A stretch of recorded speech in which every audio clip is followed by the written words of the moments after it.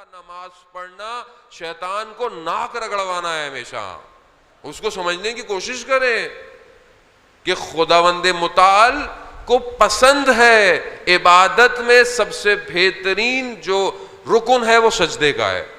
आप सजदा करें, आपका सजदा खुदा की बारगाह में कबूल है। एक जवान का वाकया कि मैं पहले अर्ज कर चुका हूं बहरहाल कहीं और मजालिस में, कि वो एक आलिम दीन के साथ था, एक शख्स के साथ ज़ियारत का सफ़र कर रहा था। रस्ते में नमाज का वक्त हुआ तो उसने बराबर वाले से कहा, बाज़ किताब में आलिम दीन है, बाज़ में कोई शख्स है, कहा कि अगर आप नहीं पढ़ रहे तो मैं फ़ौरन नमाज पढ़ कर आ जाऊँ।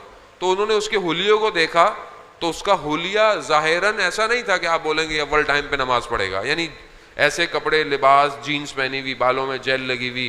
तो उसने बोला कि ऐसे देख के तो ऐसा, तो खैर उसने कहा पढ़ लें। वो नमाज पढ़ कर आया तो उससे पूछा कि भाई तुम्हारे हुलिये से तो नहीं लगता कि तुम्हारे दिल में नमाज की इतनी तड़प हो, इतना वो हो, तो ये मामला क्या है?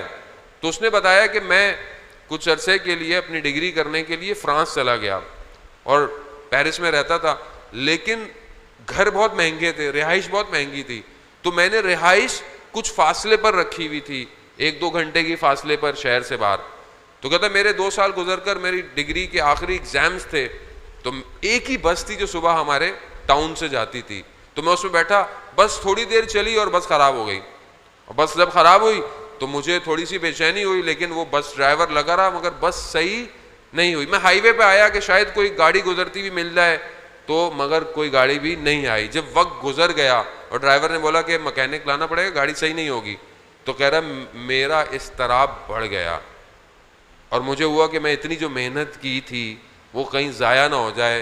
तो कहता है मैं सड़क किनारे बैठ गया और जब मैं नहीं आया था यहाँ तो मैं नमाज का पाबंद था, लेकिन यहाँ आकर थोड़ा मैं सुस्त हो गया, नमाज में कोताही करने लग गया।